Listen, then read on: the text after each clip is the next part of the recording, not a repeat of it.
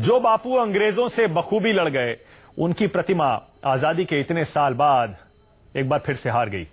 जिस शराबबंदी के लिए बापू ताउम्र लड़ते रहे, आज उनकी प्रतिमा और शराब की एक बार की लड़ाई में बाजी उस शराब की दुकान के हाथ लगी है। गुंटूर की एक सड़क पर बापू की प्रतिमा पिछले 23 साल से लगी थी, लेकिन जब यहां बार खुला, शराब की दुकान खुली, तो कुछ लोगों ने आपत्ति उठाते हुए कहा कि बापू की प्रतिमा के पास बार नहीं खुल सकता। मामला प्रशासन तक पहुंचा।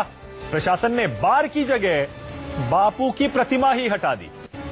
बापू की मूर्ति को हटाना बेहतर समझा। वहीं बापू की मूर्ति को हटाने वाली नगर पालिका की सफाई भी दिलचस्प है। नगर पालिका के मुताबिक उन्होंने बापू की प्रतिमा के अधिकृत होने या न होने पर नोटिस जारी किया था, लेकिन जब किसी ने कोई आपत्ति नहीं की तो जरा देखिए, उस प्रतिमा को वहां से हटाकर शहर के किसी दूसरे हिस्से में लगा दिया गया। आप अंदाजा लगा सकते हैं इसी से कि आज के तारीख में एक शराब की दुकान की क्या हैसियत है और एक बापू की मूर्ति की क्या हैसियत है। गुंटूर के इस बार के सामने अभी दो मुश्किलें वैसे और खड़ी हुई हैं। बार से 100 मीटर के अंदर एक मंदिर और मस्जिद भी है। ऐसे में लोग कह रहे हैं क्या बापू के बाद अब भगवान का भी नंबर आने वाला है। तो महात्मा गांधी जी ये देश स्वतंत्र के लिए वो प्राणार्पण किया, बट वो इधर का बार वाला वो गांधी जी महात्मा जी का वो स्टैचू निकाल के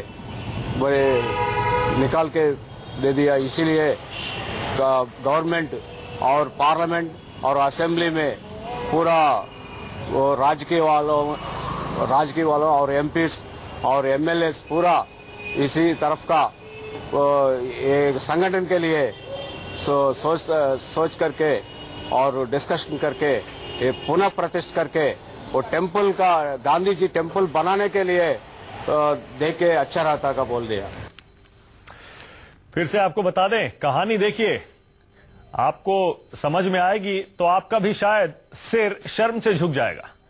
एक शराब की दुकान और गांधी जी की मूर्ति के बीच टकराव पैदा होता है तो स्थानीय प्रशासन क्या करता है। गुंटूर में, आंध्र प्रदेश में, वो ये करता है कि बार के आगे घुटने टेक देता है, शराब की दुकान के आगे, और बापू की प्रतिमा को वहां से हटा देता है। नगर पालिका से पूछा जाता है कि आपने ऐसा क्यों किया। वो कहते हैं हमने नोटिस जारी किया था ये पूछने के लिए कि बापू की यह प्रतिमा अधिकृत है या अनधिकृत है, ऑथोराइज्ड है या अनऑथोराइज्ड है, लीगल है या इलीगल है। कोई जवाब नहीं मिलता है तो उस मूर्ति को हटा दिया जाता है।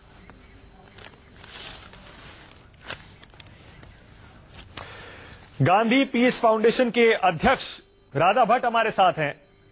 राधा जी, आप मुझे सुन पा रही हैं? जी जी, सुन रही हूँ। राधा जी, आपने कहानी सुनी गुंटूर की, बापू की मूर्ति हटा दी गई बार के सामने से। जी, क्या कहेंगी आप इस पर? मैं ये कहूंगी कि जनता के चुने हुए जो प्रतिनिधि हैं, वो लोग अब जनता की बात को नहीं समझ रहे हैं, जनता के विरुद्ध काम कर रहे हैं। जनता चाहती है बार हटाना और वो चाहते हैं गांधी हटाना। और इस देश में बार पैसे वालों की बार है, बार से पैसा कमाया जाता है, और गांधी मॉरल फोर्स है।